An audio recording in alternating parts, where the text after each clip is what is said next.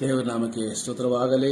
ಈ ಪರಿಶುದ್ಧ ದಿನದಲ್ಲಿ ಮತ್ತೊಂದು ಆವರ್ತಿ ದೇವರ ಸನ್ನಿಧಾನದಲ್ಲಿ ದೇವರನ್ನ ಆರಾಧಿಸುವುದಕ್ಕೆ ಸರ್ವಶಕ್ತನಾದ ದೇವರು ನಮ್ಮ ಜೀವಿತದಲ್ಲಿ ಈ ಒಂದು ಅವಕಾಶವನ್ನು ಕೊಟ್ಟಿದ್ದಕ್ಕಾಗಿ ದೇವರಿಗೆ ಸ್ತೋತ್ರವನ್ನು ಮಾಡುವ ಪ್ರಾರ್ಥನೆಯೊಂದಿಗೆ ನಮ್ಮ ಇಂದಿನ ಆರಾಧನೆಯನ್ನು ನಾವು ಪ್ರಾರಂಭಿಸುವ. ನಮ್ಮನ್ನು ಬಹಳವಾಗಿ ಪ್ರೀತಿ ಮಾಡುವ ಪ್ರೀತಿಯ ತಂದೆಯಾದ ದೇವರೇ, ನಿಮ್ಮ ಪರಿಶುದ್ಧ ನಾಮಕ್ಕೆ ಸ್ತೋತ್ರ.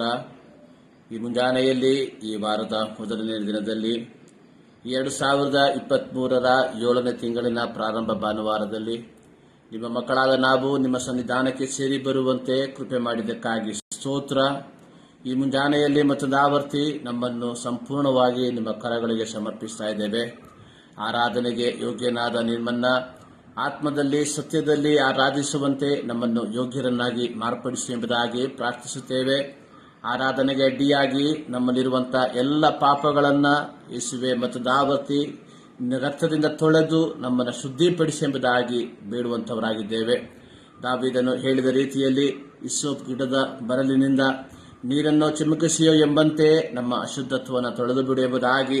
ಹೌದು, ಯೇಸು ಕ್ರಿಸ್ತನ ರಕ್ತ ಸಕಲ ಪಾಪವನ್ನು ನಿವಾರಿಸಿ ನಮ್ಮನ್ನು ಶುದ್ಧಿಪಡಿಸುತ್ತೆ ಎಂಬುದಾಗಿ ನಿನ್ನ ವಾಕ್ಯದ ನೋಡುವ ಪ್ರಕಾರ ಕಳೆದ ಒಂದು ವಾರದಲ್ಲಿ ಕರ್ತನೆ ಆ ದೈವಿಕ ಪರಿಶುದ್ಧತೆಗೆ ಅನುಗುಣವಾಗಿ ನಮ್ಮಿಂದ ಜೀವಿಸುವುದಕ್ಕೆ ಆಗದೇ ಇರುವಂತಹ ಎಲ್ಲ ಪಾಪಗಳನ್ನು ಮತ್ತೊಂದಾವರ್ತಿ ತೊಳೆದು ಈ ಮುಂಜಾನೆಯಲ್ಲಿ ನಿಮ್ಮನ್ನು ಆರಾಧಿಸುವಂತೆ ನಮ್ಮನ್ನು ಯೋಗ್ಯರನ್ನಾಗಿ ಮಾರ್ಪಡಿಸಿ ಎಂಬುದಾಗಿ ಪ್ರಾರ್ಥಿಸ್ತಾ ಇದ್ದೇವೆ. ಈ ಮುಂಜಾನೆಯಲ್ಲಿ ನಾವು ಹಾಡುವಂತಹ ಹಾಡುಗಳು, ಧ್ಯಾನಿಸುವಂತಹ ದೇವರ ವಾಕ್ಯ ಎಲ್ಲದರ ಮೂಲಕ ದೇವರ ನಾಮ ಮಹಿಮೆ ಹೊಂದುವಂತೆ ಕೃಪೆ ಮಾಡು. ಈ ಸಂದರ್ಭದಲ್ಲಿ ನಮ್ಮ ದೇಶದ, ನಮ್ಮ ರಾಜ್ಯದ, ನಮ್ಮ ಪಟ್ಟಣದ ವಿವಿಧ ಸ್ಥಳಗಳಲ್ಲಿ ನಡೆಯುವಂತ ಎಲ್ಲ ಪರಿಶುದ್ಧ ಆರಾಧನೆಗಳಿಗಾಗಿ ನಾವು ಪ್ರಾರ್ಥಿಸುತ್ತೇವೆ. ಈ ದಿನದ ಆರಾಧನೆ ಪ್ರತಿಯೊಬ್ಬರ ಜೀವಿತಕ್ಕೆ, ದೇಶಕ್ಕೆ ಬಿಡುಗಡೆಯಾಗಿ ಆಶೀರ್ವಾದವಾಗಿ ಮಾರ್ಪಡಲಿ. ಪ್ರಾರ್ಥನೆ ಕೇಳಿದ್ದಕ್ಕಾಗಿ ಸ್ತೋತ್ರ. ಯೇಸು ಕ್ರಿಸ್ತನ ಬುದ್ಧ ನಾಮದಲ್ಲಿ ಬಿಡುತ್ತೇವೆ ನಮ್ಮ ಪ್ರೀತಿಯ ತಂದೆ, ಆಮೆನ್. ದೇವರ ನಾಮಕ್ಕೆ ಸ್ತೋತ್ರ. ಈ ಮುಂಜಾನೆಯಲ್ಲಿ ಮತ್ತು ದಾವರ್ತಿ ದೇವರನ್ನ ಆರಾಧಿಸುವುದಕ್ಕೆ ದೇವರು ನಮ್ಮ ಜೀವಿತದಲ್ಲಿ ಈ ಒಂದು ದಿನವನ್ನ, ಈ ಒಂದು ಅವಕಾಶವನ್ನ ಕೊಟ್ಟಿದ್ದಾನೆ. ಅದಕ್ಕಾಗಿ ದೇವರಿಗೆ ಸ್ತೋತ್ರ ಮಾಡೋಣ. 6 ತಿಂಗಳು ನಮ್ಮನ್ನ ಬಿಟ್ಟು ಗತಿಸಿ ಹೋಗಿತ್ತು. 7ನೇ ತಿಂಗಳಿನ ಪ್ರಾರಂಭ ಭಾನುವಾರದಲ್ಲಿ ನಾವು ದೇವರ ಸನ್ನಿಧಾನದಲ್ಲಿ ಆಗಿದ್ದೇವೆ. ಕೃತಜ್ಞತೆ ನಾವು ದೇವರಿಗೆ ಸಲ್ಲಿಸುವಂತಹ ಅತ್ಯಮೂಲ್ಯವಾದ, ಅತ್ಯಂತ ಶ್ರೇಷ್ಠವಾದ ಒಂದು ಆರಾಧನೆಯಾಗಿದೆ. ಬನ್ನಿ ನಾವೆಲ್ಲರೂ ಸೇರಿ ಕೃತಜ್ಞತೆಯಿಂದ ನಮ್ಮನ್ನ ಕಾದು ಕಾಪಾಡಿದಂತಹ ದೇವರಿಗೆ ಆರಾಧನೆಯನ್ನು ಸಲ್ಲಿಸುವ. ಕಾಯುವ ನಿನ್ನ ಎಂದೆಂದು ಕೈ ಬಿಡದೆ, ಇದುವರೆಗೂ ಕಾಯ್ದ ಇಮ್ಯಾನುವೇಲ ಎಂದೆಂದು ಕಾಯುವನು ಎಂಬ ಹಾಡಿನ ಚರಣಗಳನ್ನು ಹಾಡಿ ದೇವರ ನಾಮವನ್ನ ನಾವು ಮಹಿಮೆಪಡಿಸುವ. ಕಾಯುವ ನಿನ್ನ ಎಂದೆಂದು ಕೈ ಬಿಡದೆ, ಕಾಯುವ ನಿನ್ನ ಎಂದೆಂದು ಕೈ ಬಿಡದೆ, ಇದುವರೆಗೂ ಕಾಯ್ದ ಇಮ್ಯಾನುವೇಲ ಎಂದೆಂದು ಕಾಯುವನು. ಇದುವರೆಗೂ ಕಾಯ್ದ ಇಮ್ಯಾನುವೇಲ ಎಂದೆಂದು ಕಾಯುವನು. ಕಾಯುವ ನಿನ್ನ ಎಂದೆಂದು ಕೈ ಬಿಡದೆ, ಕಾಯುವ ನಿನ್ನ ಎಂದೆಂದು ಕೈ ಬಿಡದೆ. ಓ ಯೇಸು ನಿನ್ ಪ್ರೀತಿಗೆ ಬದಲೇನು ನಾ ಕೊಡಲಿ. ಓ ಯೇಸು ನಿನ್ ಪ್ರೀತಿಗೆ ಬದಲೇನು ನಾ ಕೊಡಲಿ. ನನ್ನಾತ್ಮ ದೇಹವನ್ನು ಅರ್ಪಿಸಿ ನಾ ಹಾಡುವೆ. ನನ್ನಾತ್ಮದೇಹವನ್ನು ಅರ್ಪಿಸಿ ನಾ ಹಾಡುವೆ. ಕಾಯುವ ನಿನ್ನ ಎಂದೆಂದು ಕೈಬಿಡದೆ, ಕಾಯುವ ನಿನ್ನ ಎಂದೆಂದು ಕೈಬಿಡದೆ. ಕಣ್ಣೀರು ಚಿಂತೆಗಳು ಕಷ್ಟ ನಷ್ಟ ಬಂದರು, ಕಣ್ಣೀರು ಚಿಂತೆಗಳು ಕಷ್ಟ ನಷ್ಟ ಬಂದರು, ಕರ್ತನ ನಾಮದಲ್ಲಿ ಎಲ್ಲವನ ಗೆಲ್ಲುವೆ. ಕರ್ತನ ನಾಮದಲ್ಲಿ ಎಲ್ಲವನ ಗೆಲ್ಲುವೆ. ಕಾಯುವ ನಿನ್ನ ಎಂದೆಂದು ಕೈಬಿಡದೆ, ಕಾಯುವ ನಿನ್ನ ಎಂದೆಂದು ಕೈಬಿಡದೆ. ಇದುವರೆಗೂ ಕಾಯ್ದ ಇಮ್ಮಾನುವೇಲ ಎಂದೆಂದು ಕಾಯುವನು. ಇದುವರೆಗೂ ಕಾಯ್ದ ಇಮ್ಮಾನುವೇಲ ಎಂದೆಂದು ಕಾಯುವನು. ಕಾಯುವ ನಿನ್ನ ಎಂದೆಂದು ಕೈಬಿಡದೆ, ಕಾಯುವ ನಿನ್ನ ಎಂದೆಂದು ಕೈಬಿಡದೆ. ಹಲ್ಲೆಲೂಯ. ಕಾಯುವ ನಿನ್ನ ಎಂದೆಂದು ಕೈಬಿಡದೆ. ಲೋಕದ ಕಡೆಗೆ ನಾವು ಕಣ್ಣಾಯಿಸುವಾಗ ಅನೇಕ ಅನಿಷ್ಟ ಸಂಭವಗಳು ನಮ್ಮ ಸುತ್ತಲೂ ನಡೆಯುವಂಥದ್ದನ್ನು ನಾವು ಕಾಣ್ತೇವೆ. ಇವೆಲ್ಲವುಗಳ ನಡುವೆ ಸರ್ವಶಕ್ತನಾದ ದೇವರು ತನ್ನ ಮಹಾಕೃಪೆ, ತನ್ನ ಮಹಾಕರುಣೆ, ತನ್ನ ಮಹಾಪ್ರೀತಿಯ ಫಲವಾಗಿ ಇದುವರೆಗೂ ಆತನು ನಮ್ಮನ್ನು ಕಾದು ಕಾಪಾಡಿದ್ದಾನೆ. ಸೊ ಇಲ್ಲಿ ಹಾಡುಗಾರನು ಹಾಡುವಂಥದ್ದು, ಇದುವರೆಗೂ ಕಾಯ್ದ ಇಮ್ಮಾನುವೇಲನನ್ನ ನಾನು ಹಾಡಿ ಅರಸುತ್ತೇನೆ. ಹೌದು ಪ್ರಿಯರೇ, ನಮ್ಮ ಜೀವಿತವನ್ನ ನಾವು ಒಮ್ಮೆ ಹಿಂತಿರುಗಿ ನೋಡುವಾಗ ಅನೇಕ ವಿಧವಾದಂತಹ ಪ್ರತಿಕೂಲಗಳು ನಮ್ಮ ಜೀವಿತದಲ್ಲಿ ಬಂದಾಗ್ಯೂ ಇವೆಲ್ಲವುಗಳ ನಡುವೆ ದೇವರ ಪ್ರೀತಿಯನ್ನ, ದೇವರ ಸಂರಕ್ಷಣೆಯನ್ನ ನಾವು ಅನುಭವಿಸಿರುವಂತವರಾಗಿದ್ದೇವೆ. ಆದಿಕಾಂಡ ಪುಸ್ತಕದಲ್ಲಿ ಸರ್ವಶಕ್ತನಾದ ದೇವರು ಅಬ್ರಹಾಮನಿಗೆ ಒಂದು ಪರೀಕ್ಷೆಯನ್ನ ತಂದೊಟ್ಟುವುದಾಗಿ ನೋಡುತ್ತೇವೆ.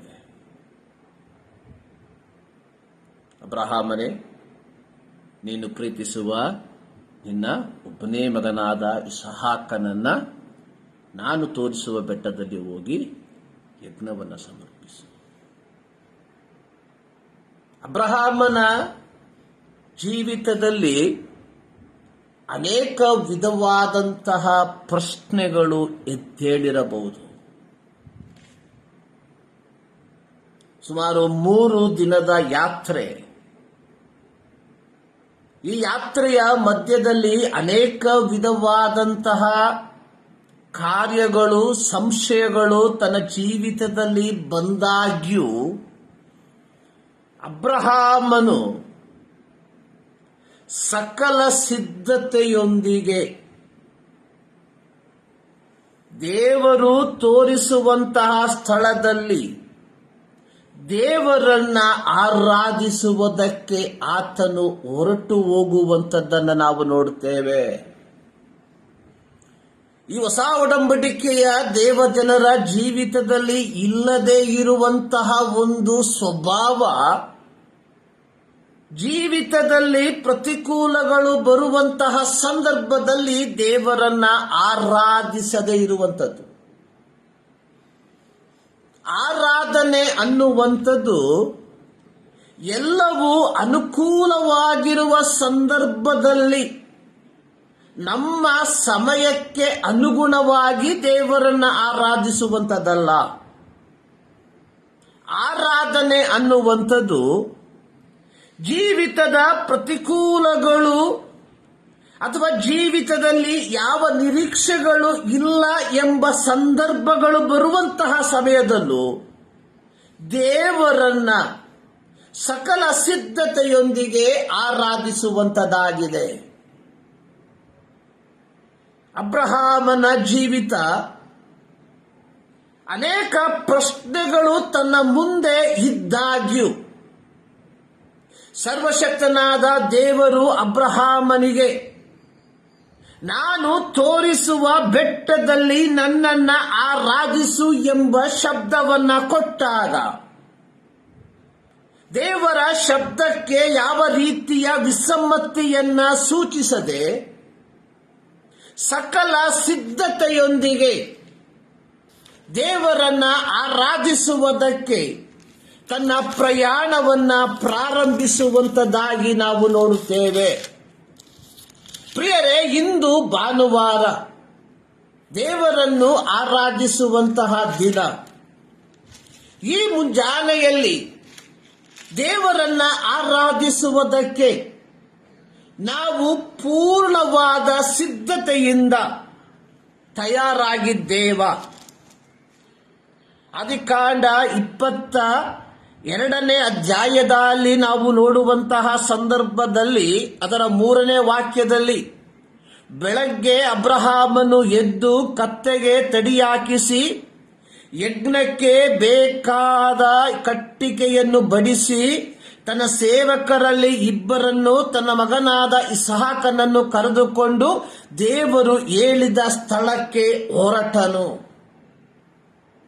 ಇಲ್ಲಿ ಅಬ್ರಹಾಮನ ಜೀವಿತದಲ್ಲಿ ಯಾವುದೇ ರೀತಿಯ ವಿಸಮ್ಮತಿಯ ಒಂದು ಕಾರ್ಯಗಳು ಸಂಭವಿಸಿರುವಂತದ್ದಾಗಿ ನಾವು ನೋಡುವುದಿಲ್ಲ.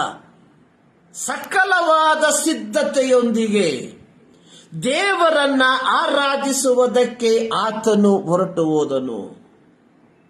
ಜೀವಿತದಲ್ಲಿ ದೈವಿಕ ವಾಕ್ಯಾನುಸಾರವಾಗಿ ತನಗೆ ಲಭಿಸಿದಂತಹ ಮಗನನ್ನ ದೇವರಿಗೆ ಯಜ್ಞವಾಗಿ ಅರ್ಪಿಸಬೇಕು ಎಂಬ ದೈವಿಕ ಶಬ್ದವನ್ನ ಕೇಳಿದಾಗ್ಯೂ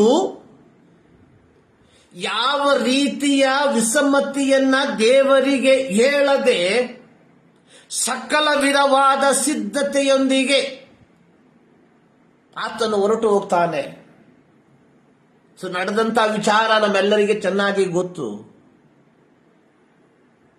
ಸಕಲ ಸಿದ್ಧತೆಯೊಂದಿಗೆ ಹೊರಟು ಹೋದಂತಹ ಅಬ್ರಹಾಮನು ಯಜ್ಞಕ್ಕೆ ಬೇಕಾದಂತಹ ಸಕಲ ಸಿದ್ಧತೆಯನ್ನ ಆತನು ಸಿದ್ಧ ಮಾಡಿದನು ಎಂಬುದಾಗಿ ನೋಡುತ್ತೇವೆ. ಅದರ 9ನೇ ವಾಕ್ಯದಲ್ಲಿ ಅಬ್ರಹಾಮನು ಯಜ್ಞವೇದಿಯನ್ನು ಕಟ್ಟಿ ಕಟ್ಟಿಗೆಯನ್ನ ಅದರ ಮೇಲೆ ಹಾಕಿದ. ಆರಾಧನೆಗೆ ತನ್ನ ಯಾತ್ರೆಯನ್ನು ಪ್ರಾರಂಭ ಮಾಡಿದ ಸಮಯದಿಂದ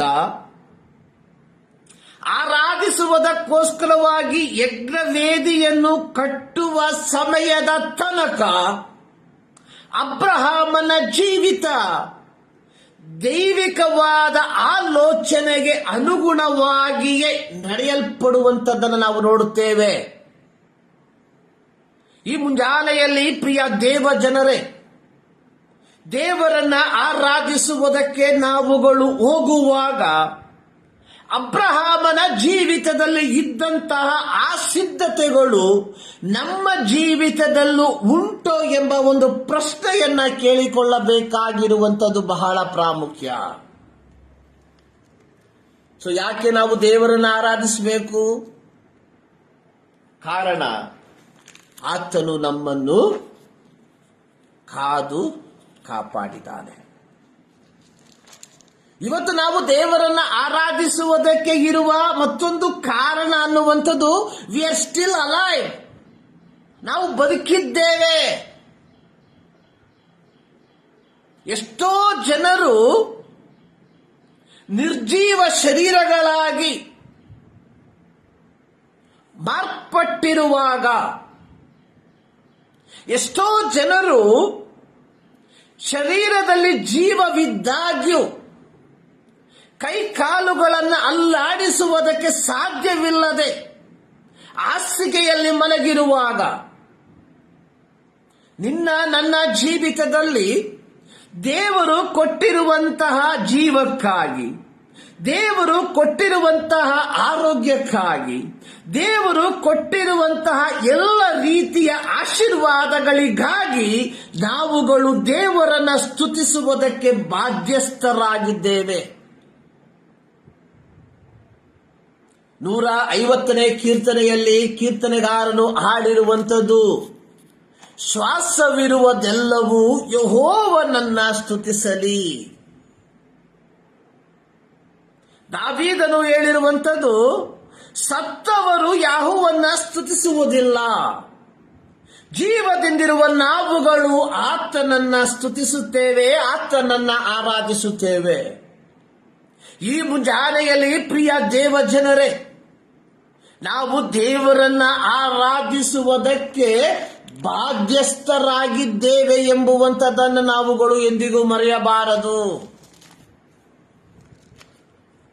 147ನೇ ಕೀರ್ತನೆಯಲ್ಲಿ ಬರೆಯಲ್ಪಟ್ಟಿರುವಂಥದ್ದು, ಇದರ ಕೀರ್ತನ ರಚನಾಕಾರನು ಹಾಡಿರುವಂಥದ್ದು, ಯಾಹುವಿಗೆ ಸ್ತೋತ್ರ, ನಮ್ಮ ದೇವರನ್ನು ಸ್ತುತಿಸುವುದು ಒಳ್ಳೆಯದು, ಸಂತೋಷಕರವೂ ಆಗಿದೆ, ಆತನನ್ನು ಕೀರ್ತಿಸುವುದು ಯುಕ್ತವಾಗಿದೆ. ಯುಕ್ತವಾಗಿರುವಂಥದ್ದು. ಕಾರಣ ಇದು ಇಸ್ರಾಯೇಲರು ತಮ್ಮ ಆರಾಧನೆಗಳಲ್ಲಿ ಆಡುತ್ತಿದ್ದಂತಹ ಒಂದು ಕೀರ್ತನೆ. ಇಲ್ಲಿ ಕೀರ್ತನೆಗಾರನು ಯಹೂದ ಜನಾಂಗವನ್ನ ನೋಡಿಕೊಂಡು, ದೇವರು ಆರಿಸಿಕೊಂಡಂತಹ ಅಬ್ರಹಾಮನ ಸಂತತಿಯವರನ್ನ ನೋಡಿಕೊಂಡು ಹೇಳುವಂಥದ್ದು, ದೇವರನ್ನ ಸ್ತುತಿಸುವುದು. ಅನೇಕ ಕೀರ್ತನೆಗಳಲ್ಲಿ ದೇವರನ್ನು ಸ್ತುತಿಸಿರಿ ಸ್ತುತಿಸಿರಿ ಎಂಬುದಾಗಿ ಕೀರ್ತನೆಗಾರನು ಜನರನ್ನ ಆಮಂತ್ರಿಸುವಂಥದ್ದನ್ನು ನಾವು ನೋಡಿದ್ದೇವೆ. ದಾವೀದನು ನನ್ನ ಮನವೇ ಯೆಹೋವನನ್ನು ಕೊಂಡಾಡು ಎಂಬುದಾಗಿ ತನ್ನೊಂದಿಗೆ ತಾನೇ ಹೇಳಿರುವಂಥದ್ದನ್ನು ನಾವು ಕೇಳಿದ್ದೇವೆ, ಓದಿದ್ದೇವೆ. ಆದರೆ ಇಲ್ಲಿ ಕೀರ್ತನೆಗಾರನು ಹೇಳುವಂಥದ್ದು, ತನ್ನ ಮುಂಭಾಗದಲ್ಲಿರುವಂತಹ ಜನ ಸಮೂಹವನ್ನು ನೋಡಿ, ತನ್ನ ಮುಂಭಾಗದಲ್ಲಿರುವಂತಹ ಇಸ್ರಾಯೇಲ್ ಕುಲಗಳನ್ನು ನೋಡಿ ಆತನು ಹೇಳುವಂಥದ್ದು, ನಮ್ಮ ದೇವರನ್ನ ಸ್ತುತಿಸುವುದು ಒಳ್ಳೆಯದು, ಸಂತೋಷಕರವು, ಅದು ಯುಕ್ತವೂ ಆಗಿದೆ. ಕಾರಣ ಇಸ್ರಾಯೇಲರು ದೇವರು ಆರಿಸಿಕೊಂಡಂತಹ ಸ್ವಕೀಯ ಪ್ರಜೆಗಳು. ಇಸ್ರಾಯೇಲರೊಂದಿಗೆ ದೇವರು ವೈಯಕ್ತಿಕವಾಗಿ ತನ್ನ ಸಂಬಂಧವನ್ನ ಬೆಳೆಸಿರುವಂತದ್ದಾಗಿದೆ. ಇಸ್ರಾಯೇಲ್ ಮಕ್ಕಳಿಗೆ ಈ ಲೋಕದಲ್ಲಿ ಜೀವಿಸುವುದಕ್ಕೆ ಕೆಲವು ಮಾರ್ಗನಿರ್ದೇಶನಗಳನ್ನು ಕೊಟ್ಟಿರುವಂತದ್ದಾಗಿದೆ. ತಮ್ಮ ಈ ಲೋಕದ ಜೀವಿತ ಯಾವ ರೀತಿಯಾಗಿರಬೇಕೆಂಬುವಂತಹ ಪರಿಪೂರ್ಣವಾದ ನಿದರ್ಶನಗಳನ್ನ ದೇವರ ವಾಕ್ಯದ ಮೂಲಕ, ಧರ್ಮಶಾಸ್ತ್ರದ ಮೂಲಕ ಇಸ್ರಾಯೇಲರಿಗೆ ಕೊಟ್ಟಿರುವಂತದ್ದಾಗಿದೆ. ಇವೆಲ್ಲ ಲಭಿಸಿರುವಂತಹ ಇಸ್ರಾಯೇಲ್ ಸಮೂಹವನ್ನ ದೃಷ್ಟಿಸಿಕೊಂಡು ಕೀರ್ತನೆಗಾರನು ಹೇಳಿರುವಂಥದ್ದು, ಇಸ್ರಾಯೇಲರೇ ದೇವರನ್ನ ಸ್ತುತಿಸುವಂಥದ್ದು ಒಳ್ಳೆಯದು, ಅದು ಯುಕ್ತವು, ಅದು ಸಂತೋಷಕರವೂ ಆಗಿದೆ. ಹೊಸ ಒಡಂಬಡಿಕೆಯ ದೇವಜನರಾದ ನಾವು ದೇವರನ್ನು ಆರಾಧಿಸುವಂಥದ್ದು ಸಂತೋಷಕರವಲ್ಲವೋ? ಹಾಡುಗಾರನು ಒಂದು ಹಾಡನ್ನು ಬರೆದಿದ್ದಾನೆ.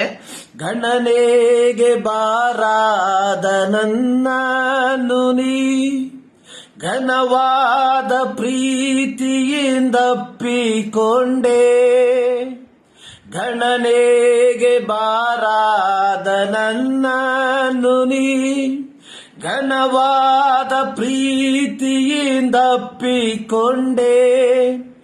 ಈ ನಿನ್ನ ಪ್ರೀತಿಗೆ ಬದಲೇನು ಕೊಡಲಿ? ನನ್ನನ್ನು ನಿನ್ಗೆ ಸಮರ್ಪಿಸುವೆ. ಗಣನೆಗೆ ಬಾರದ ನನ್ನನ್ನು ನೀ ಘನವಾದ ಪ್ರೀತಿಯಿಂದ ಅಪ್ಪಿಕೊಂಡೆ. ಈ ನಿನ್ನ ಪ್ರೀತಿಗೆ ಬದಲೇನು ಕೊಡಲಿ? ನನ್ನನ್ನೇ ನಿನಗೆ ಸಮರ್ಪಿಸುವೆ.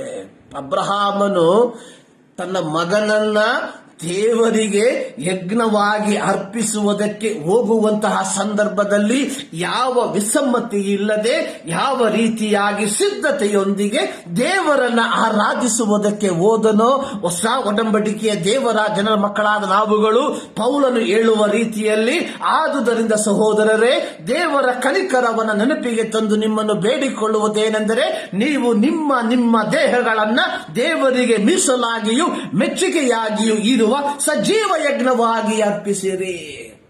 How much more we have to worship God. ಎಷ್ಟರ ಮಟ್ಟಿಗೆ ನಾವು ದೇವರನ್ನು ಆರಾಧಿಸುವಂಥದ್ದು ಸಂತೋಷಕರವಾಗಿದೆ, ಎಷ್ಟರ ಮಟ್ಟಿಗೆ ನಾವು ದೇವರನ್ನು ಆರಾಧಿಸುವಂಥದ್ದು ಒಳ್ಳೆಯದಾಗಿದೆ, ಎಷ್ಟರ ಮಟ್ಟಿಗೆ ನಾವು ದೇವರನ್ನು ಆರಾಧಿಸುವಂಥದ್ದು ಯುಕ್ತವಾಗಿದೆ ಎಂಬುವಂಥದ್ದನ್ನ ಒಂದು ಸಾರಿ ಯೋಚನೆ ಮಾಡಿ. Because we are outcasted. ನಾವು ತಳ್ಳಲ್ಪಟ್ಟಂಥವರು, ನಾವು ಗಣನೆಗೆ ಬಾರದಂಥವರು. ಆದರೆ ಕಲ್ವಾರಿಯ ಪ್ರೀತಿ, ಯೇಸುವಿನ ರಕ್ತ ನಮ್ಮನ್ನು ತನ್ನ ಮಕ್ಕಳಾಗಿ ಮಾರ್ಪಡಿಸುವಂತಹ ಆ ಒಂದು ಶ್ರೇಷ್ಠವಾದಂತಹ ಅಧಿಕಾರವನ್ನು ನಮಗೆ ಕೊಟ್ಟಿರುವಾಗ, ಈ ಮುಂಜಾನೆಯಲ್ಲಿ ನಾವು ಎಷ್ಟರ ಮಟ್ಟಿಗೆ ಆತನನ್ನು ಆರಾಧಿಸುವುದಕ್ಕೆ ನಾವು ಬಾಧ್ಯಸ್ಥರಾಗಿದ್ದೇವೆ ಎಂಬುವಂಥದ್ದನ್ನ ಒಂದು ಸಾರಿ ಯೋಚಿಸುವಂಥದ್ದು ಒಳ್ಳೆಯದು. ಈ ಭಾನುವಾರ ನಾನು ದೇವರನ್ನ ಆರಾಧಿಸದೆ ಹೋದರೆ nothing is going to happen to God. ದೇವರಿಗೆ ಏನು ಸಂಭವಿಸೋದಿಲ್ಲ. ಯಾಕೆ? ನಾನು ಪ್ರಾರಂಭದಲ್ಲಿ ಹೇಳಿದ 103ನೇ ಕೀರ್ತನೆಯಲ್ಲಿ ದಾವೀದನು ಹೇಳ್ತಾನೆ, ನನ್ನ ಮನವೇ ಯೆಹೋವನನ್ನು ಕೊಂಡಾಡು, ನನ್ನ ಸರ್ವೇಂದ್ರಿಯಗಳೇ ಆತನ ಪವಿತ್ರ ನಾಮವನ್ನು ಕೀರ್ತಿಸು. ನನ್ನ ಮನವೇ ಯೆಹೋವನನ್ನು ಕೊಂಡಾಡು, ಆತನ ಉಪಕಾರಗಳಲ್ಲಿ ಒಂದನ್ನು ಮರೆಯಬೇಡ. ಮೊದಲನೇ ಉಪಕಾರ, ಪಾಪಿಯಾದ ನನ್ನನ್ನ ಯೇಸು ಪ್ರೀತಿ ಮಾಡ್ದ, ನನಗೋಸ್ಕರವಾಗಿ ತನ್ನ ಅಮೂಲ್ಯವಾದ ರಕ್ತವನ್ನು ಚೆಲ್ಲಿದ. ಆ ಪಾಪಕ್ಕೆ ದಾಸನಾದಂತಹ, ಸೈತಾನನಿಗೆ ದಾಸನಾದಂತಹ ನನ್ನನ್ನ ಯೇಸು ತನ್ನ ರಕ್ತದ ಮೂಲಕ ನನ್ನನ್ನು ತನ್ನ ಮಗನಾಗಿ ಮಗಳಾಗಿ ಮಾರ್ಪಡಿಸಿದ. ಹೀಗಿರುವಾಗ ನಾನು ಎಷ್ಟರ ಮಟ್ಟಿಗೆ ಆತನನ್ನ ಸ್ತುತಿಸುವುದಕ್ಕೆ ಬಾಧ್ಯಸ್ಥನಾಗಿದ್ದೇನೆ ಎಂಬುವಂಥದ್ದನ್ನ ಒಂದು ಸಾರಿ ಅವಲೋಕಿಸಿಕೊಳ್ಳುವಂಥದ್ದು ಬಹಳ ಪ್ರಾಮುಖ್ಯ. ಹೌದು ಪ್ರಿಯರೇ, ಈ ಮುಂಜಾನೆಯಲ್ಲಿ ನಮ್ಮ ರಕ್ಷಕನಾದ ದೇವರನ್ನ ಆತನಿಗೆ ಸಲ್ಲತಕ್ಕ ಗೌರವದೊಡನೆ, ಆತನಿಗೆ ಸಲ್ಲತಕ್ಕ ಮಹಿಮೆಯೊಡನೆ ಆತನಿಗೆ ನಾವು ಆರಾಧನೆಯನ್ನು ಸಲ್ಲಿಸುವ.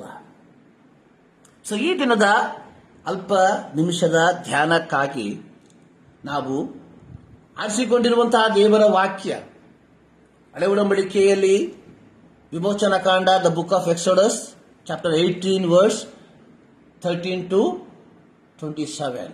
ವಿಮೋಚನಾ ಕಾಂಡ 18ನೇ ಅಧ್ಯಾಯ ಅದರ 13ರಿಂದ 27 ವಾಕ್ಯಗಳು.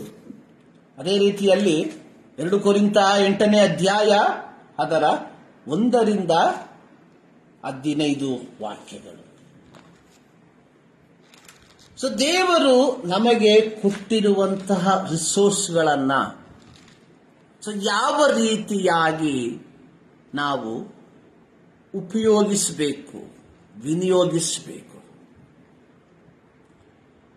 ಪ್ರತಿಯೊಬ್ಬ ದೇವರ ಮಗನಿಗೆ, ಮಗಳಿಗೆ ದೇವರು ಒಂದಲ್ಲ ಒಂದು ವಿಧವಾದಂತಹ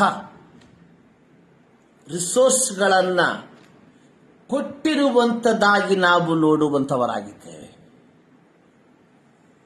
ಹೊಸ ಒಡಂಬಡಿಕೆಯ ದೇವರ ಜನರಾದ ನಾವುಗಳು ಅಥವಾ ನಮಗೆ ದೇವರು ಜವಾಬ್ದಾರಿಯನ್ನ ಕೊಟ್ಟಿದ್ದಾನೆ.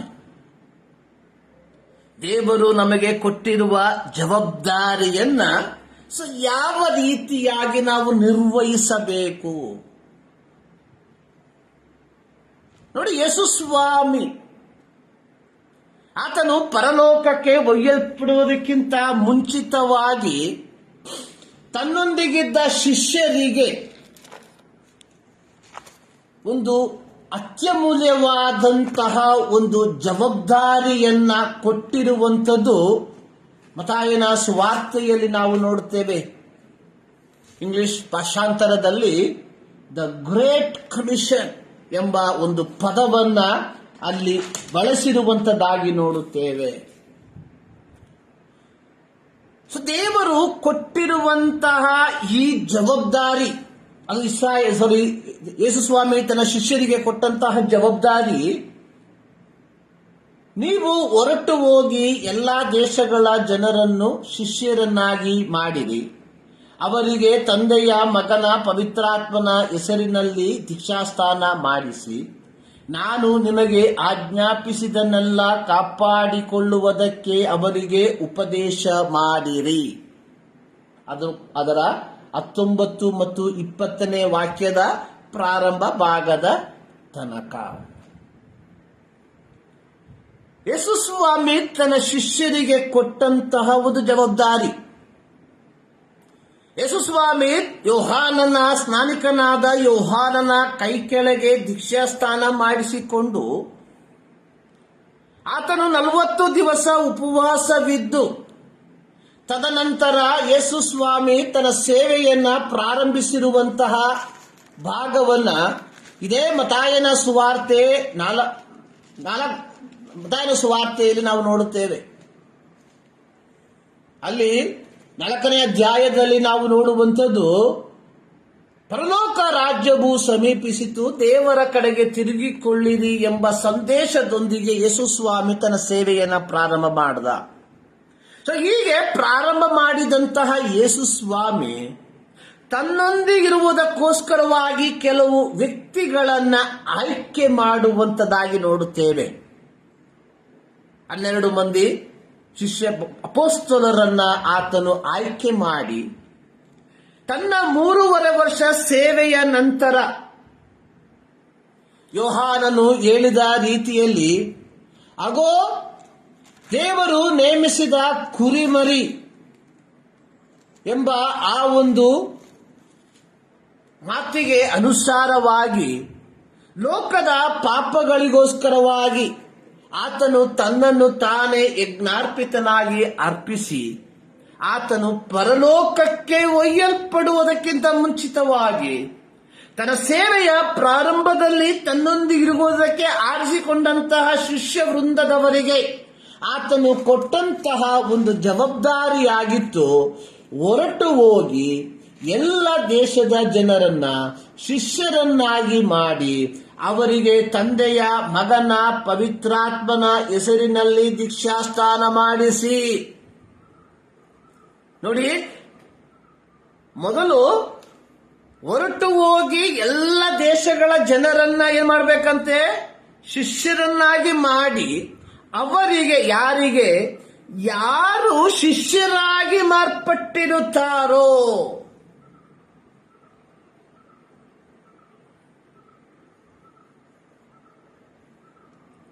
ಇವತ್ತು ವಿಪರ್ಯಾಸವಾದ ಕಾರ್ಯಗಳು ಸಭೆಗಳಲ್ಲಿ ನಡೆಯುವಂಥದ್ದನ್ನು ನಾವು ನೋಡ್ತೇವೆ.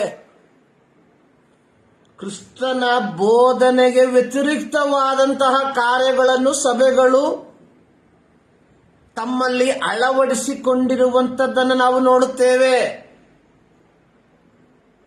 ಇಲ್ಲಿ ಯೇಸು ಸ್ವಾಮಿ ಹೇಳಿರುವಂಥದ್ದು, ಹೊರಟು ಹೋಗಿ ಎಲ್ಲ ದೇಶಗಳ ಜನರನ್ನ ಶಿಷ್ಯರನ್ನಾಗಿ ಮಾಡಿ ಅವರಿಗೆ ಯಾರು ಶಿಷ್ಯರಾಗಿರುತ್ತಾರೋ.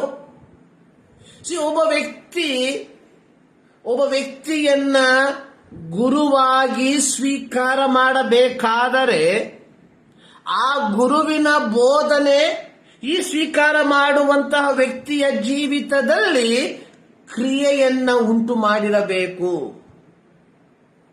ಸುಮ್ಮನೆ ದಾರಿಯಲ್ಲಿ ಹೋಗುವ ಒಬ್ಬ ವ್ಯಕ್ತಿಯನ್ನ ನನ್ನ ಶಿಷ್ಯನಾಗು ಎಂಬುದಾಗಿ ಹೇಳಿದರೆ ಯಾರೂ ಶಿಷ್ಯರಾಗುವುದಿಲ್ಲ. ಇವತ್ತು ಪ್ರತ್ಯೇಕವಾಗಿ ಅನೇಕ ಮನುಷ್ಯ ದೇವರುಗಳನ್ನು ನಾವು ನೋಡ್ತೇವೆ. ಸೊ ಅವರಿಗೆ ಅನೇಕ ಶಿಷ್ಯ ವೃಂದದವರನ್ನು ನಾವು ನೋಡುತ್ತೇವೆ. ಸೊ ಇದಕ್ಕೆ ಕಾರಣ ಅನ್ನುವಂಥದ್ದು ಈ ಗುರುವಾಗಿರುವಂತಹ ವ್ಯಕ್ತಿಯ ಜೀವಿತದಲ್ಲಿ ಅವರ ಬೋಧನೆಯಲ್ಲಿ ಏನೋ ಒಂದರಿಂದ ಆಕರ್ಷಿತರಾಗಿ ಈ ಜನಸಮೂಹ ಅವರನ್ನ ಗುರುವಾಗಿ ಅಂಗೀಕಾರ ಮಾಡುವಂಥದ್ದು. ಸತ್ಯವೇದಾನುಸಾರವಾಗಿ ಅದು ಸರಿಯೋ ತಪ್ಪು ಅನ್ನುವಂಥದ್ದು ಎರಡನೇ ವಿಚಾರ. ಒಬ್ಬ ವ್ಯಕ್ತಿಯನ್ನ ಗುರುವಾಗಿ ಅಂಗೀಕಾರ ಮಾಡಬೇಕಾದರೆ ಆ ವ್ಯಕ್ತಿಯ ಬೋಧನೆಯಲ್ಲಿಯೋ ಅಥವಾ ಆ ವ್ಯಕ್ತಿಯ ಕ್ರಿಯೆಯಲ್ಲಿಯೋ ಯಾವುದೋ ಒಂದು ಕಾರ್ಯ ಇವರನ್ನ ಆಕರ್ಷಿಸಿರುವಂತದ್ದಾಗಿದೆ.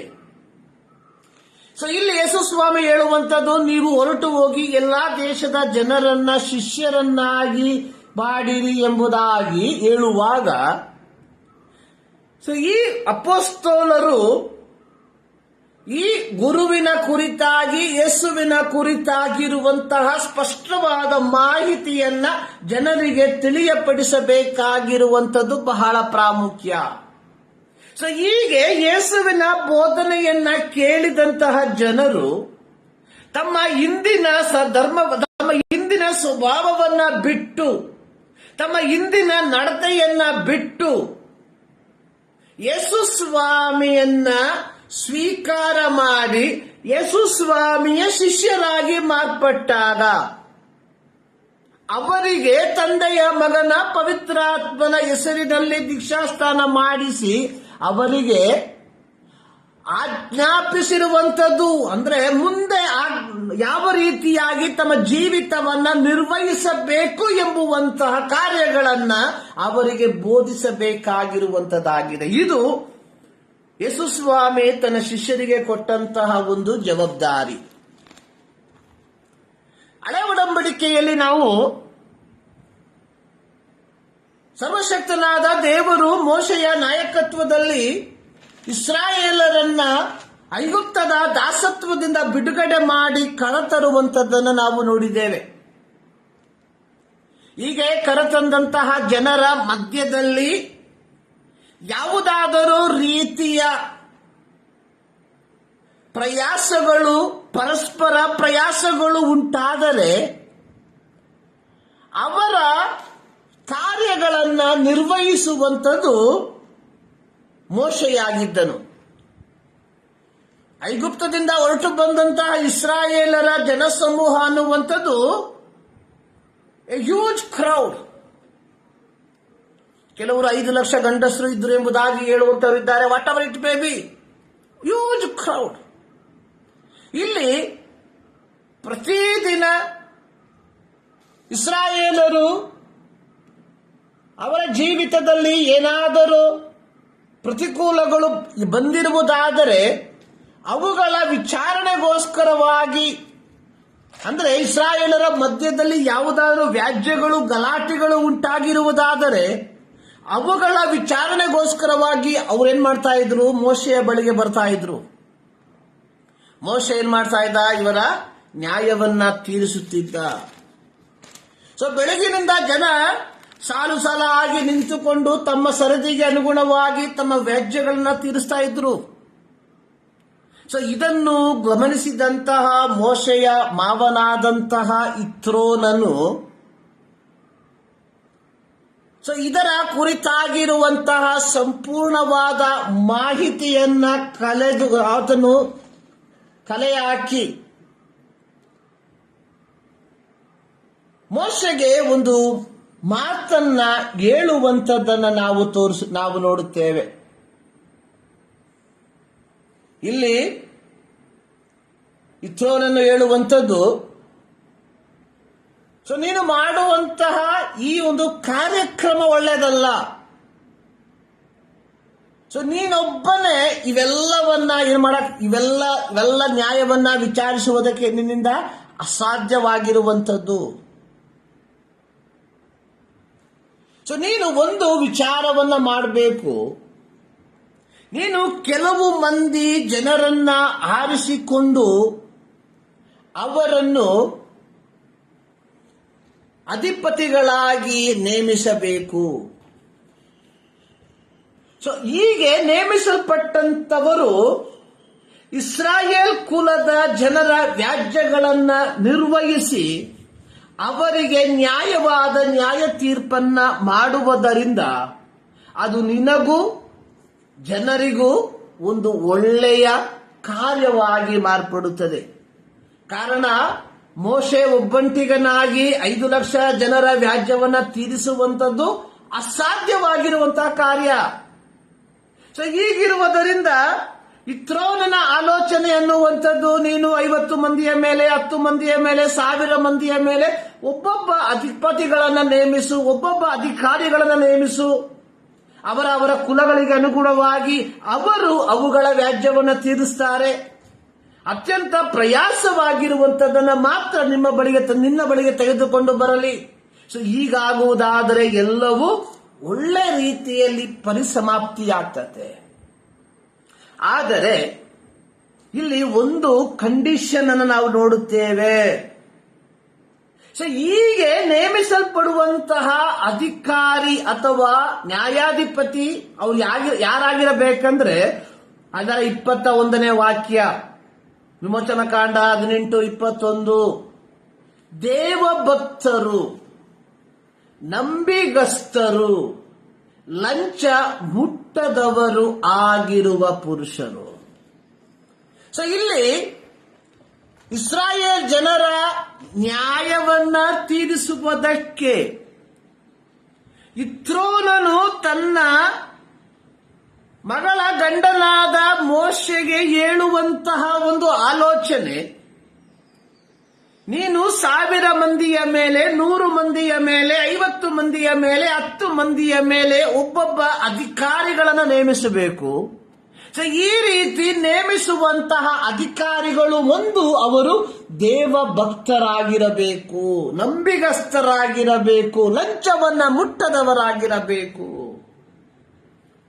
ಲೌಕಿಕವಾದ ಕಾರ್ಯಗಳ ಲೌಕಿಕವಾದ ದೃಷ್ಟಿಯಲ್ಲಿ ನಾವು ಇದನ್ನು ಅವಲೋಕಿಸುವಾಗ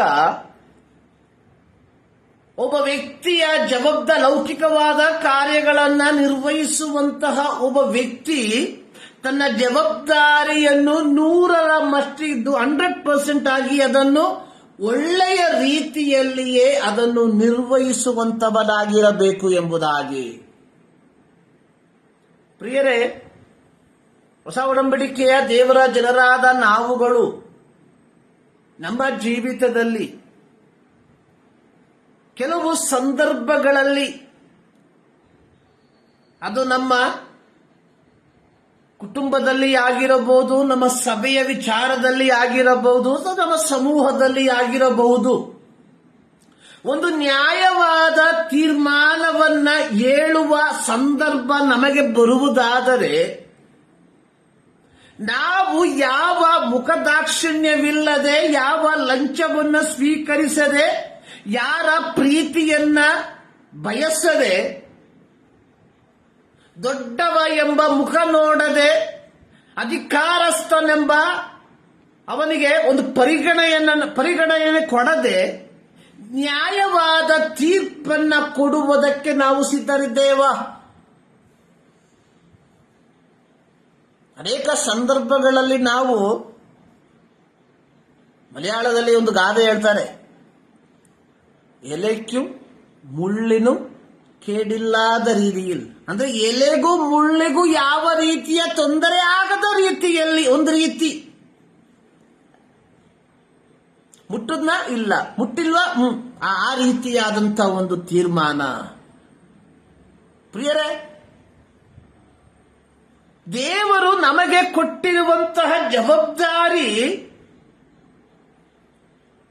ಇತರರ ಪ್ರೀತಿ ಪ್ರೀತಿಗೋಸ್ಕರವಾಗಿ ಅಲ್ಲ, ಚಾಚು ತಪ್ಪದೆ.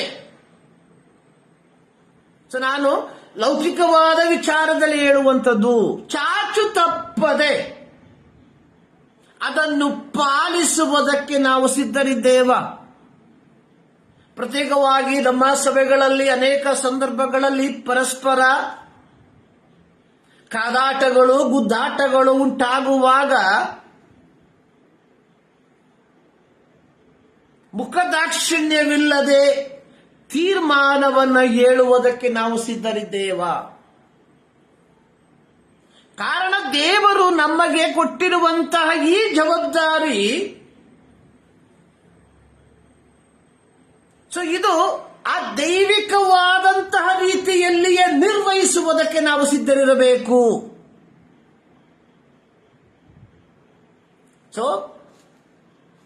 ಇದನ್ನು ನಾವು ಒಂದು ಸಾರಿ ಯೋಚಿಸಬೇಕಾಗಿರುವಂಥದ್ದು ಬಹಳ ಪ್ರಾಮುಖ್ಯ.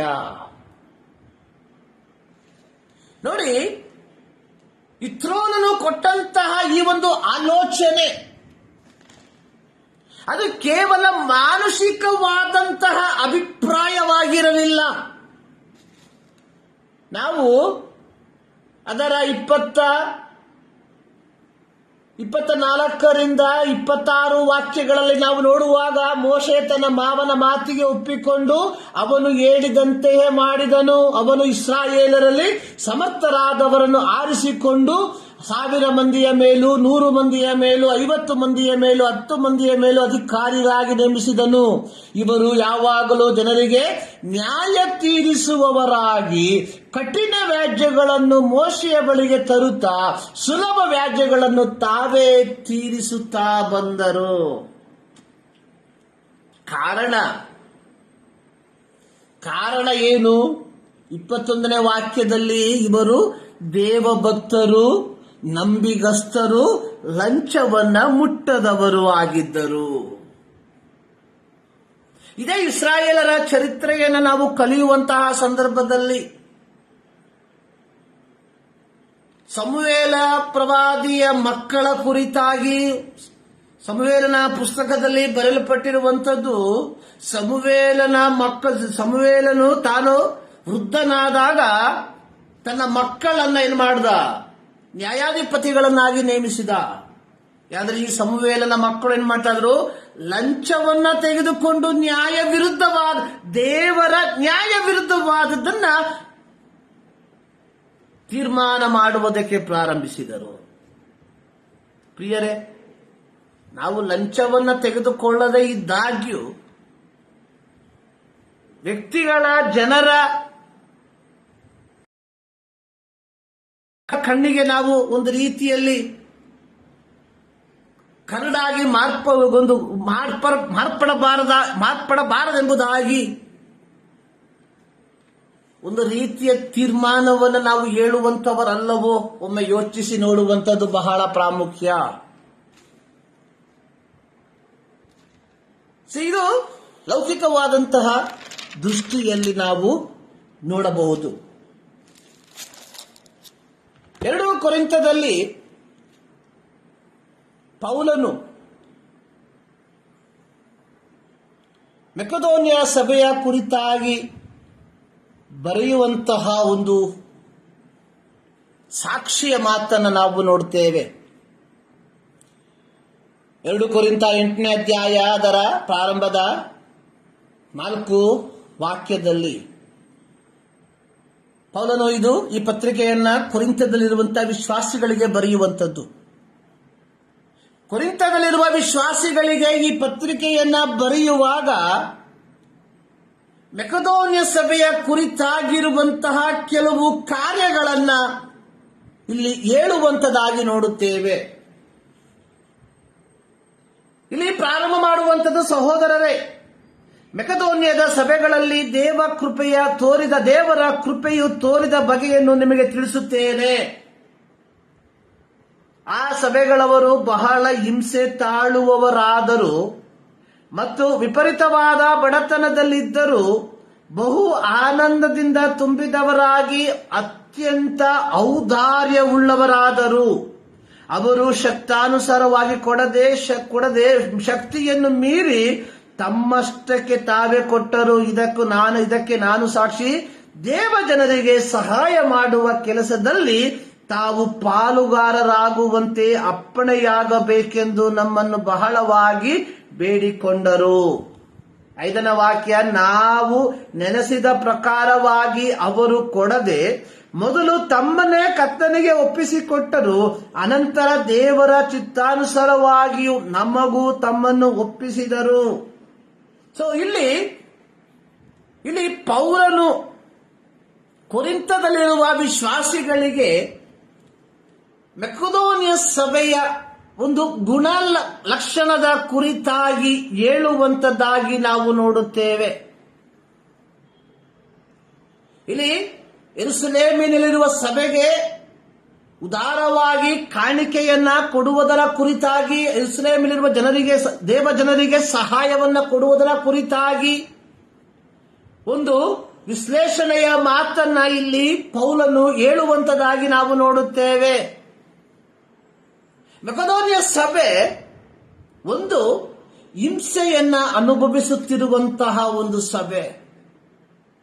2, ಬಡತನದ ಬೇಗೆಯಲ್ಲಿ ಬೇಯುತ್ತಿರುವ ಒಂದು ಸಭೆ. 1 ಹಿಂಸೆ, 2 ಬಡತನ. ಈ 2 ಕಾರ್ಯಗಳು ಮೆಕೆದೋನಿಯ ಸಭೆಯಲ್ಲಿ ಇದ್ದಾಗ್ಯೂ ಮೆಕೆದೋನಿಯ ಸಭೆ ಯೆರೂಸಲೇಮಿನಲ್ಲಿರುವಂತಹ ವಿಶ್ವಾಸಿಗಳಿಗೆ ತಮಗೆ ಲಭಿಸುವಂತಹ ಭೌತಿಕವಾದ ಮೇಲುಗಳಲ್ಲಿ ಒಂದು ಭಾಗವನ್ನ ಕೊಡುವುದಕ್ಕೂ ಅವರು ಸಿದ್ಧರಿದ್ದರು. ಇಂದು ನಾವು ಕೊಡುವುದರ ಕುರಿತಾಗಿ ಪ್ರಸಂಗಿಸುತ್ತೇವೆ.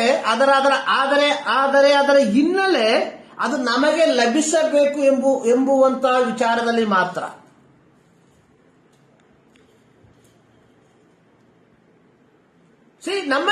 ದೇವರು ನಮಗೆ ಕೊಟ್ಟಿರುವಂತಹ ರಿಸೋರ್ಸ್ಗಳು, ಸಂಪನ್ಮೂಲಗಳು, ಅದು ಏನೇ ಆಗಿದ್ರು, ಅದು ನ್ಯಾಯ ವಿಚಾರಿಸುವಂತಹ ವಿಚಾರದಲ್ಲಿ ಆಗಿರಬಹುದು, ಸುವಾರ್ತೆಯನ್ನ ಸಾರುವಂತಹ ವಿಚಾರದಲ್ಲಿ ಆಗಿರಬಹುದು, ಪರರಿಗೆ ಸಹಾಯ ಮಾಡುವ ವಿಚಾರದಲ್ಲಿ ಆಗಿರಬಹುದು, ಎಲ್ಲದರಲ್ಲಿಯೂ ನಾವು 100ಕ್ಕೆ 100ರಷ್ಟು ನಂಬಿಗಸ್ತರಾಗಿರಬೇಕು ಎಂಬುವಂತದ್ದಾಗಿದೆ ದೈವಿಕವಾದ ಪದ್ಧತಿ.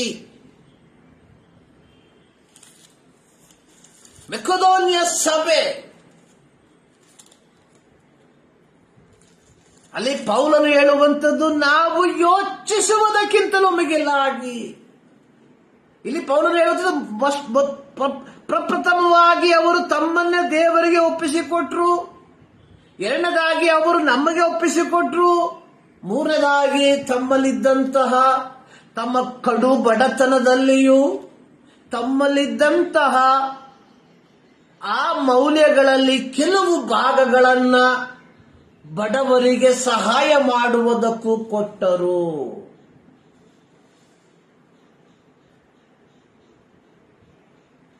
ಪ್ರಿಯರೇ,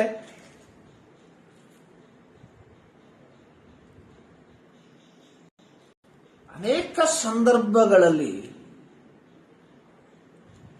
ನಾವು ಮುಖವನ್ನು ತಿರುಗಿಸಿ ಹೋಗುವಂತವರಲ್ಲವೋ,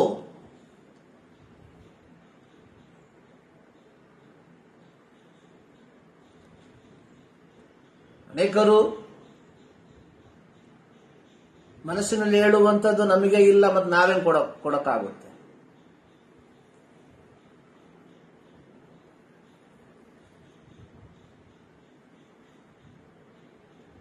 ಒಂದು ಮಾತನ್ನ ಹೇಳೋದಕ್ಕೆ ನಾನು ಬಯಸ್ತೇನೆ. ನನಗೆ 3 ಹೊತ್ತು ತಿನ್ನುವುದಕ್ಕೆ ಆಹಾರವಿರುವಾಗ 1 ಹೊತ್ತು ತಿನ್ನುವುದಕ್ಕೆ ಆಹಾರವಿಲ್ಲದವನಿಗೆ ನನ್ನ 3 ಹೊತ್ತು ಆಹಾರದಲ್ಲಿ ನಾನು 1 ಹೊತ್ತನ್ನ ಕಡಿಮೆ ಮಾಡಿ ಕೊಡುವಂಥದ್ದೇ ಯಥಾರ್ಥವಾದಂತಹ ಕೊಡುಗೆ. ಯೇಸು ಸ್ವಾಮಿ ಕಾಣಿಕೆಯನ್ನ ಕೊಡುವುದರ ಕುರಿತಾಗಿ ಹೇಳಿರುವಂತಹ ಒಂದು ಮಾತಿ, ಒಂದು ಬಡ ವಿಧವೆ ಯೇಸು ಸ್ವಾಮಿ ದೇವಾಲಯದ ಭಂಡಾರದ ಮುಂಭಾಗದಲ್ಲಿ ನಿಂತಿರುವಾಗ ಅನೇಕರು ಬಂದು ಕಾಣಿಕೆಯನ್ನು ಹಾಕ್ತಾ ಇದ್ರು. ಅಂದಿನ ಯಹೂದ್ಯರು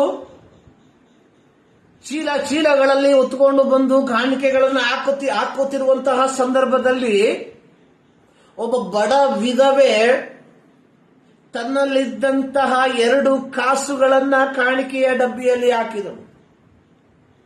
ಅಲ್ಲಿ ಯೇಸು ಸ್ವಾಮಿ ಹೇಳಿರುವಂತದ್ದು ಇಲ್ಲಿ ಎಲ್ಲರೂ ಬಿಕ್ಕಿರುವಂತದನ್ನ ಕಾಣಿಕೆಯಲ್ಲಿ ಹಾಕಿರುವಾಗ ಈಕೆ ಸಮಸ್ತವನ್ನ ಕೊಟ್ಟಳು. ನನ್ನ ಬಳಿಯಲ್ಲಿ 8 ಸೊನ್ನೆಗಳ ಅಂಕೆ ಇರುವ ಹಣದಲ್ಲಿ 2 ಸೊನ್ನೆಯ ಹಣವನ್ನ ಕಾಣಿಕೆಯಾಗಿ ಕೊಡುವಂಥದ್ದಲ್ಲ ದೊಡ್ಡದು.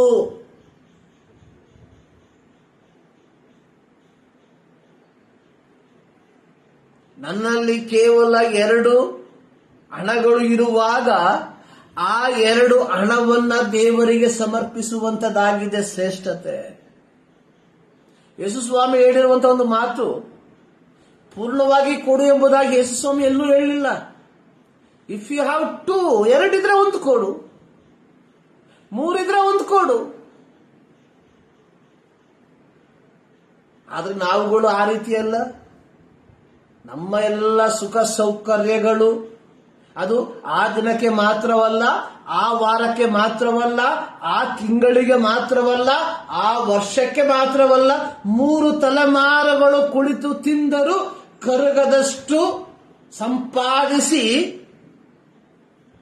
ನಂತರವಾಗಿ 2 ಸಂಖ್ಯೆಯ ಹಣವನ್ನ ಕೊಡುವಂತದಲ್ಲ ಧರ್ಮ, ಅದಲ್ಲ ದಾನ. ಇಲ್ಲಿ ಯೇಸು ಸ್ವಾಮಿ ಹೇಳಿರುವಂತದ್ದು ಹೀಗೆ ಸರ್ವಸ್ವವನ್ನ ಕೊಟ್ಟಳು. ನಾವು ದೇವರು ನಮಗೆ ಕೊಟ್ಟಿರುವಂತಹ ಸಂಪನ್ಮೂಲಗಳನ್ನ ಒಳ್ಳೆಯ ರೀತಿಯಲ್ಲಿ ವಿನಿಯೋಗಿಸಬೇಕಾಗಿರುವಂಥದ್ದು ಬಹಳ ಪ್ರಾಮುಖ್ಯ. ಕೊಡಿರಿ ಎಂಬುದಾಗಿ ಹೇಳುವಾಗ ನಾನು ಹೇಳುವಂಥದ್ದು ಕಟ್ಟಡ ಕಟ್ಟೋದಕ್ಕೋಸ್ಕರವಾಗಿ ಅಲ್ಲ, ಅಥವಾ ನಿಮ್ಮ ಕಟ್ಟಡದಲ್ಲಿ ವಾದ್ಯೋಪಕರಣಗಳ ಇಸ್ಕೋಸ್ಕರವಾಗಿ ಅಲ್ಲ, ತಪ್ಪವಲ್ಲ, ಆಹಾರಕ್ಕೋಸ್ಕರವಾಗಿ. ಮಕೆದೋನಿಯ ಸಭೆ ಯೆರೂಸಲೇಮಿನ ಸಭೆಗೆ ಕೊಟ್ಟಂಥದ್ದು ಬರಗಾಲ ಬಹಳ ಬಹಳ ಕಾಠಿಣ್ಯವಾದಂತಹ ಸಂದರ್ಭ. ಆ ಸಂದರ್ಭದಲ್ಲಿರುವಂತಹ ಜನರಿಗೆ ಒಂದು ಸಹಾಯದ ಹಸ್ತ, ಅದು ಯಥಾರ್ಥವಾದ ಕೊಡುಗೆ. ಇಂದು ಅನೇಕರು ಕೇಳುವಂಥದ್ದು ಸಭಾ ಕಟ್ಟಡಗಳಿಗೆ, ವಾದ್ಯೋಪಕರಣಗಳಿಗೆ, ಅದು ಪ್ರತಿ 3 ತಿಂಗಳಿಗೆ, ಪ್ರತಿ 6 ತಿಂಗಳಿಗೆ ಅದನ್ನ ಚೇಂಜ್ ಮಾಡ್ತಾ ಇರ್ತಾರೆ, ಅಪ್ಗ್ರೇಡ್ ಮಾಡ್ತಾ ಇರ್ತಾರೆ. ಅಪ್ಗ್ರೇಡ್ ಆಗ್ತಾ ಇದ್ದಂಗೂ ಫಂಡಿಂಗು ಆಗ್ತಾ ಇರಬೇಕು. ನೋ, ಇದ್ಯಾವುದು ಕೊಡುಗೆ ಅಲ್ಲ, ಇದ್ಯಾವುದು ನಿನ್ನನ್ನ ಮೇಲು ಕರ್ಕೊಂಡು ಹೋಗಲ್ಲ. ಅನೇಕರು ಹೇಳ್ತಾರೆ ಕೊಟ್ಬಿಟ್ರೆ ಸಾಕು ಮೇಲಕ್ಕೆ ಹೋಗಿ, ನೆವರ್. ಸೊ ನಿನ್ನಲ್ಲಿರುವಂಥದ್ದು, ನಿನ್ನ ಜಾಬಲ್ಲಿರುವಂಥದ್ದು ಅವ್ರ ಜಾಬ್ ಹೋಗುತ್ತೆ ಅಷ್ಟೇ ವ್ಯತ್ಯಾಸ, ಯಾವ ವ್ಯತ್ಯಾಸ ಇಲ್ಲ ಇದರಲ್ಲಿ. Be careful. ಕೊಟ್ರೆ ಸಾಲದು, ಜೀವಿಸಬೇಕು. ಜೀವಿಸುವಂತ ಸಂದರ್ಭದಲ್ಲಿ ಕೊಡುವಂಥದ್ದು ಅವಶ್ಯಕತೆ ಇರುವಂತವರಿಗೆ ಕೊಡಬೇಕು, ಎಲ್ರಿಗೂ ಕೊಡುವಂತದ್ದಲ್ಲ. ಇದೆ ರಿಸೋರ್ಸ್ ಮ್ಯಾನೇಜ್ಮೆಂಟ್ ಅನ್ನುವಂಥದ್ದು ದೊಡ್ಡ ವಿಚಾರ. ಕ್ರೈಸ್ತ ಸಭೆಗಳಲ್ಲಿ ಇಂದಿಗೂ ಇದನ್ನು ನಾವು ಬೋಧಿಸೋದಿಲ್ಲ. ಕಾರಣ, ಇದು ಬೋಧಿಸುವಂತಹ ನನಗೂ ನನ್ನ ಗಂಟಲಿಗೆ ಕತ್ತರಿಯನ್ನು ಇಡುವಂತಹ ಒಂದು ವಿಚಾರವಾಗಿದೆ. ಸೊ ಇಲ್ಲಿ ನಾವು ಮಕೆದೋನಿಯ ಸಭೆಯ ಕುರಿತಾಗಿ ಹೇಳುವಂಥದ್ದು, ಅವರು ಪೂರ್ಣವಾಗಿ ಕೊಟ್ರು, ಪರಿಪೂರ್ಣವಾಗಿ ಕೊಟ್ರು.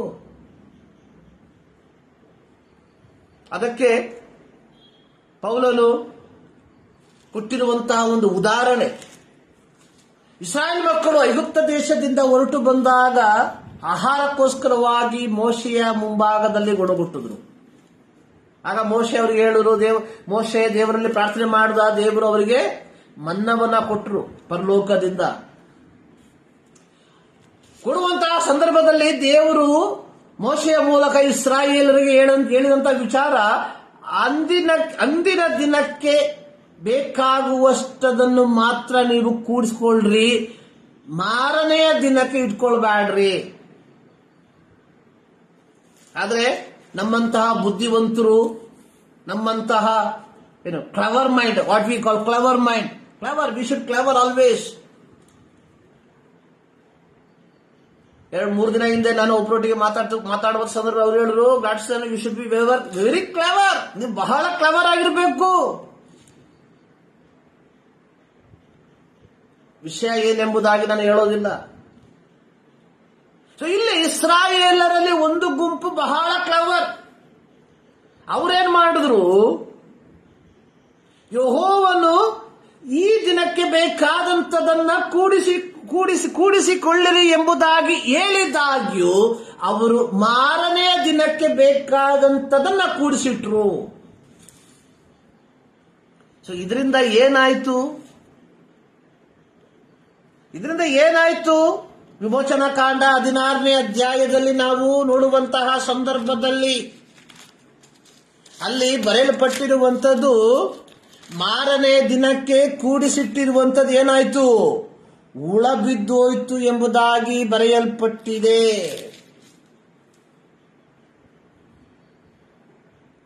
ಮಾರನೇ ದಿನಕ್ಕೆ ಕೂಡಿಸಿರುವಂಥದ್ದು ಏನಾಯ್ತು? ಹುಳ ಬಿದ್ದೋಯ್ತು.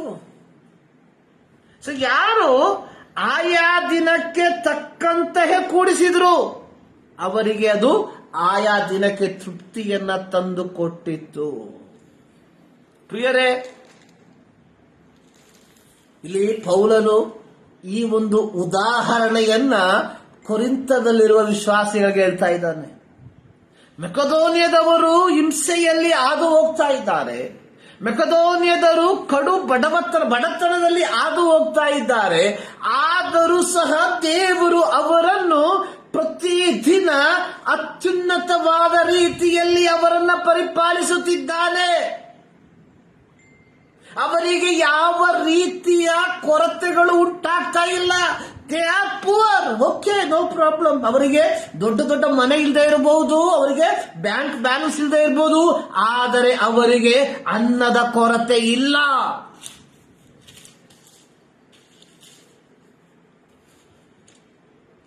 ನಮಗೆ ಎಲ್ಲ ಉಂಟು, ಮನೆ ಉಂಟು, ವಾಹನ ಉಂಟು, ಬ್ಯಾಲೆನ್ಸ್ ಉಂಟು, ಆದರೆ ಸಮಾಧಾನದ ಕೊರತೆ, ನಿದ್ದೆಯ ಕೊರತೆ, ಸಂತೋಷದ ಕೊರತೆ.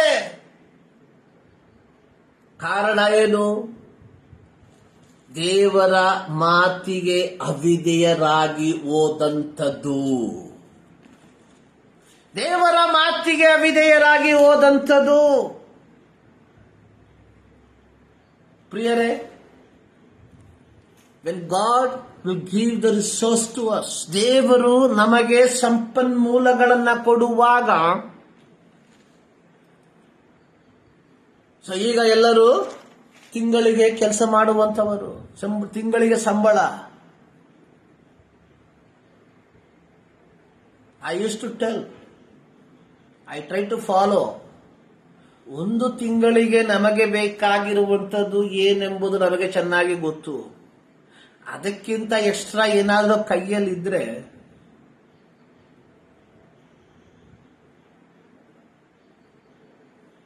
just leave it. Just give it. God will bring people. ಅವಶ್ಯಕತೆ ಇರುವಂತ ವ್ಯಕ್ತಿಯನ್ನ ದೇವರು ಮುಂದೆ ತರ್ತಾನೆ. ಮುಂದೆ ಬರುವಂತಹ ಸಂದರ್ಭದಲ್ಲಿ ಸ್ತೋತ್ರ ಮಾಡಿ, ಹಲ್ಲೆಲೂಯಾ ಮಾಡಿ, ಪ್ರಾರ್ಥನೆ ಮಾಡಿ ಕಳಿಸುವಂತದಲ್ಲ. ಅವರ ಅವಶ್ಯಕತೆಗಳನ್ನ ತಿಳಿದು ಕೈಲಾಗುವ ಮಷ್ಟಿಗೆ ಸಹಾಯ ಮಾಡಿ ಕೊಟ್ಟು ಕಳಿಸಿ. 30ನೇ ತಾರೀಕಿಗೆ ಎಲ್ಲ ಮುಗ್ದೋಗಿರ್ಲಿ, 1ನೇ ತಾರೀಕು ಅನ್ನುವಂಥದ್ದಿದ್ರೆ ದೇವರು ಹೊಸ ಮನ್ನವನ್ನ ಕೊಡ್ತಾನೆ. ಇಸ್ರಾಯೇಲ್ ಮಕ್ಕಳು ಪ್ರತಿದಿನ ಮುಂಜಾನೆಯಲ್ಲಿ ಏನ್ ಮಾಡ್ತಾ ಇದ್ರು? ಆ ಮಂಜಿನೊಡನೆ ಆ ಮನ್ನವು ಬರ್ತಾ ಇತ್ತು. ಅವರು ಆರಿಸ್ಕೊಂಡ್ರು ಅದನ್ನ. ಆ ದಿನ ಭುಜಿಸಿದ್ರು. ಮಾರನೇ ದಿನದಲ್ಲಿ ಮತ್ತೆ ದೇವರು ಮನ್ನವನ್ನ ಕೊಟ್ಟ. ಸಬ್ಬತ್ ದಿನದಲ್ಲಿ ದೇವರು 2 ದಿನಕ್ಕೆ ಬೇಕಾಗುವಂತದನ್ನ ಕೊಟ್ಟ. This is God's providence. ಅಬ್ರಹಾಮನು ತನ್ನ ಮಗನಾದ ಇಸಹಾಕನನ್ನ ಮೋರಿಯಾ ಬೆಟ್ಟದಲ್ಲಿ ದೇವರನ್ನ ಆರಾಧಿಸುವುದಕ್ಕೋಸ್ಕರವಾಗಿ ಹೋಗುವಾಗ ಇರಲಿ ಎಂಬುದಾಗಿ ಜೊತೆಯಲ್ಲಿ ಒಂದು ಟಗರನ್ನ, ಕುರಿಯನ್ನ ತೆಗೆದುಕೊಂಡು ಹೋಗ್ಲಿಲ್ಲ. ದೇವರ ಮಾತಿಗೆ ವಿಧೇಯನಾಗಿ ಅಬ್ರಹಾಮ ಮೋರಿಯಾ ಬೆಟ್ಟವನ್ನು ಹತ್ತಿದಂತಹ ಸಂದರ್ಭದಲ್ಲಿ ದೇವರ ಮಾತಿಗೆ ಅನುಗುಣವಾಗಿ ಮೋರಿಯಾ ಬೆಟ್ಟದಲ್ಲಿ ಯಜ್ಞವೇದಿಯನ್ನು ಕಟ್ಟಿದಂತಹ ಸಂದರ್ಭದಲ್ಲಿ ದೇವರು ಅವನಿಗೋಸ್ಕರವಾಗಿ ಒಂದು ಟಗರನ್ನ ಸಿದ್ಧ ಮಾಡ್ದ. ಪ್ರಿಯರೇ, ನಮ್ಮ ಜೀವಿತ ಯಾವ ರೀತಿ ಇದೆ? ಹೌ ಮಚ್, ಎಷ್ಟರ ಮಟ್ಟಿಗೆ ನಾವು ಸೇವ್ ಮಾಡಿದ್ದೀವಿ? ಎಷ್ಟು ಇನ್ಶೂರೆನ್ಸ್ ಇದೆ ನಮಗೆ? ಎಷ್ಟು ಮೆಡಿಕಲ್ ಕ್ಲೈಮ್ ಇದೆ ನಮಗೆ? ಇಲ್ಲದೆ ಇರುವಂತ ವ್ಯಕ್ತಿಗಳು ಇದ್ದಾರೆ, ಆದರೆ ಇರುವಂತವರ ಸಂಖ್ಯೆ ಜಾಸ್ತಿ ನಮ್ಮ ಕ್ರೈಸ್ತರಲ್ಲಿ.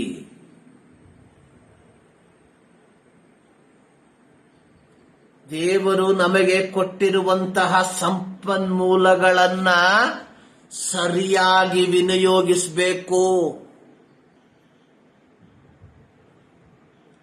ನನಗೆ 3 ಹೊತ್ತು ತಿನ್ನುವುದಕ್ಕೆ ಮುದ್ದೆ ಇರುವಾಗ ನನ್ನ ಸಭೆಯಲ್ಲಿ ನನ್ನ ಪಕ್ಕದಲ್ಲಿ ಕುಳಿತುಕೊಳ್ಳುವಂತಹ ವ್ಯಕ್ತಿಗೆ 1 ಮುದ್ದೆ ಇಲ್ಲದೆ ಹೋದರೆ ನಾನು 3 ಮುದ್ದೆ ತಿಂದರೂ ನನಗೆ ಆರೋಗ್ಯ ಬರೋದಿಲ್ಲ. ನನಗೆ ಉಡುವುದಕ್ಕೆ 10 ಜೋಡಿ ಬಟ್ಟೆ ಇರುವಾಗ ನನ್ನ ಪಕ್ಕದಲ್ಲಿ ಕುಳಿತಿರುವಂತಹ ವಿಶ್ವಾಸಿ ಅದೇ ಬಟ್ಟೆಯನ್ನು ಹಾಕಿಕೊಂಡು ಯಾವಾಗಲೂ ಬರುವುದಾದರೆ ನಾನು ಇದನ್ನು ಹಾಕುವುದರಿಂದ ಯಾವ ಪ್ರಯೋಜನವಿಲ್ಲ. ಸೊ ನಾವೆಲ್ಲರೂ ಕೇಳಿರುವಂತಹ ಒಂದು ಮಾತು ಇದು.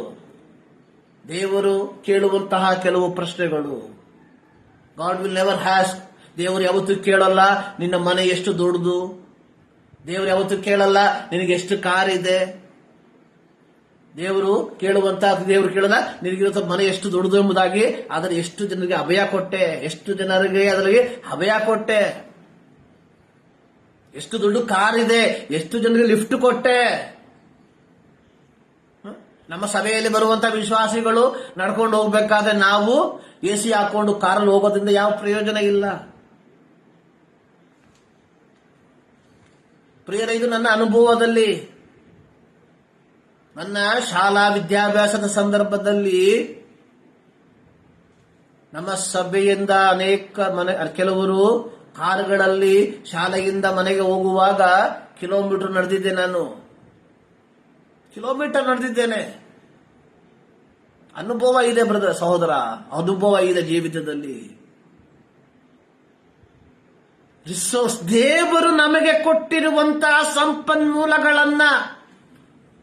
ಒಮ್ಮೆ ಒಬ್ಬ ವ್ಯಕ್ತಿ ಹೀಗೆ ಹೇಳಿದ್ರು, ದೇವರು ನನಗೆ ಕೊಟ್ಟಿರುವಂಥದ್ದು ನನಗೋಸ್ಕರವಾಗಿ, ಬೇರೆಯವ್ರಿಗೋಸ್ಕರವಾಗಿ ಅಲ್ಲ ಎಂಬುದಾಗಿ. No, if God has given 1000 to you, you need only 800. ನನಗೆ 800 ಸಾಕು. ಇಫ್ ನಾನು ಪ್ರಾರ್ಥನೆ ಮಾಡ್ತೇನೆ, ದೇವರು ನನಗೆ 800 ರೂಪಾಯಿ ಬೇಕು, ದೇವರು ನನಗೆ 1000 ರೂಪಾಯಿ ಕೊಟ್ಟ, 200 ರೂಪಾಯಿ ನಂದಲ್ಲ, to somebody else. That is the reality of resource management. ಅದೇ ಸರಿಯಾದಂತಹ ಸಂಪನ್ಮೂಲಗಳ ನಿರ್ವಹಣೆ ಅನ್ನುವಂಥದ್ದು.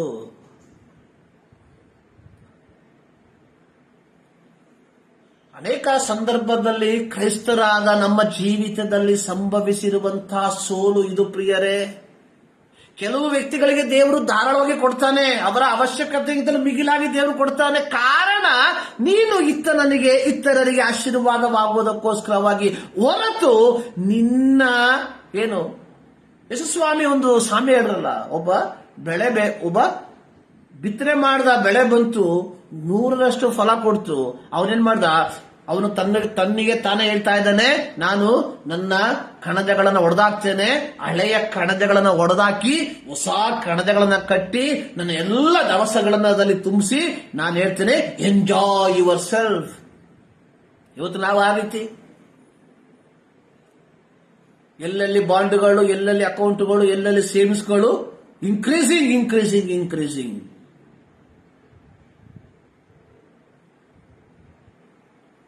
ನಾನು ಹೇಳುವಂತ ಒಂದು ಮಾತು, ಈ 1000 ವರ್ಷ ಕ್ರಿಸ್ತನ ಎರಡನೇ ಆಗಮನದ ಮುಂಚಿತವಾಗಿ ಪರಿಶುದ್ಧರು ಇಲ್ಲಿಂದ ಒಯ್ಯಲ್ಪಡ್ತಾರೆ. 1000 ವರ್ಷ ಸೈತಾನನು ಇಲ್ಲಿ ಆಳ್ವಿಕೆ ಮಾಡ್ತಾನೆ. ಆ ಸಂದರ್ಭದಲ್ಲಿ 1000 ವರ್ಷಕ್ಕೆ ಆಳ್ವಿಕೆಗೆ ಬೇಕಾಗಿರುವಂತಹ ಹಣ ಇಂದು ಕ್ರೈಸ್ತರ ಅಕೌಂಟ್ ಅಲ್ಲಿ ಇದೆ. ಆ ಹಣ ಸಾಕು ಅವನಿಗೆ ಆಳ್ವಿಕೆ ಮಾಡೋದಕ್ಕೆ. ಅದಕ್ಕೆ ಅವಕಾಶ ಕೊಡಬೇಡಿ. ನಾವುಗಳು ನಮ್ಮ ರಿಸೋರ್ಸ್ಗಳನ್ನ ಯಾವ ರೀತಿಯಾಗಿ ಮ್ಯಾನೇಜ್ಮೆಂಟ್ ಮಾಡ್ತಾ ಇದ್ದೇವೆ. How we are managing our resource. ಒಂದು, ನ್ಯಾಯ ವಿಚಾರಿಸುವಂತಹ ಸಂದರ್ಭದಲ್ಲಿ. 2, ನಮ್ಮ ಹಣಕಾಸುಗಳ ವಿಚಾರದಲ್ಲಿ. 3, ಸುವಾರ್ತೆಯ ವಿಚಾರದಲ್ಲಿ. ಪೌಲ ಹೇಳ್ತಾ ಇದ್ದಾನೆ, ಸುವಾರ್ತೆಯ ಸಾರದಿದ್ದರೆ ನನಗೆ ಅಯ್ಯೋ ಕಷ್ಟ. ಕಾರಣ ಸುವಾರ್ತೆ ದೇವರ ಬಲ ಸ್ವರೂಪವಾಗಿದೆ. ಸುವಾರ್ತೆ ಒಬ್ಬ ವ್ಯಕ್ತಿಯನ್ನ ನರಕದಿಂದ ರಕ್ಷಿಸುವಂತದ್ದಾಗಿದೆ. ಸುವಾರ್ತೆ ಒಬ್ಬ ವ್ಯಕ್ತಿಯನ್ನ ಪಾಪದಿಂದ ಪಾವನವಾದ ಮಾರ್ಗಕ್ಕೆ ನಡೆಸುವಂತದ್ದಾಗಿದೆ. Are we faithful on that? ನಾವು ಇದರಲ್ಲಿ ನಂಬಿಕಸ್ಥರಾಗಿದ್ದೇವಾ?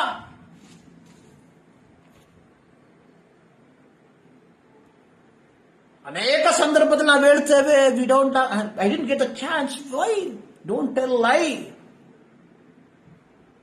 20 ವರ್ಷ 30 ವರ್ಷ ಒಂದೇ ಕಂಪನಿಯಲ್ಲಿ ನಿನ್ನ ಸಹಪಾಠಿಗಳೊಂದಿಗೆ ಒಡನಾಡಿದಾಗ್ಯೂ ಆ ವ್ಯಕ್ತಿಗೆ ಸತ್ಯ ಸುವಾರ್ತೆಯನ್ನು ಸಾರದೆ ಹೋದರೆ ಯು ಆರ್ ಅನ್ಫೇತ್ಫುಲ್.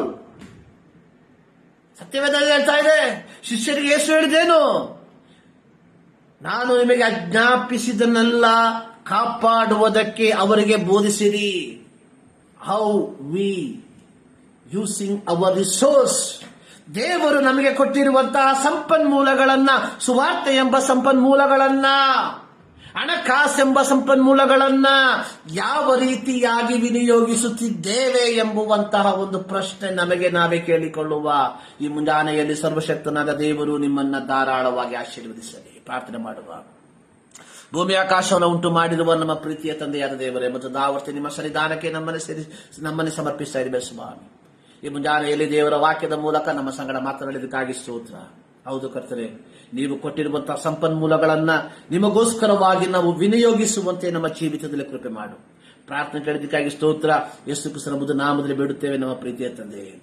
ನಮ್ಮ ಕರ್ತನಾದ ಯೇಸು ಕ್ರಿಸ್ತನ ಕೃಪೆ, ತಂದೆಯಾದ ದೇವರ ಪ್ರೀತಿ, ಪವಿತ್ರಾತ್ಮನ ನ್ಯೂನತೆ ನಮ್ಮೆಲ್ಲರ ಸಂಗಡ ಇಂದಿನಿಂದ ಸದಾಕಾಲವು ನೆಲೆಯಾಗಿರಲಿ. ಆಮೇಲೆ ಸರ್ವಶಕ್ತನಾದ ದೇವರು ನಿಮ್ಮೆಲ್ಲರನ್ನ ಧಾರಾಳವಾಗಿ ಆಶೀರ್ವದಿಸಲಿ.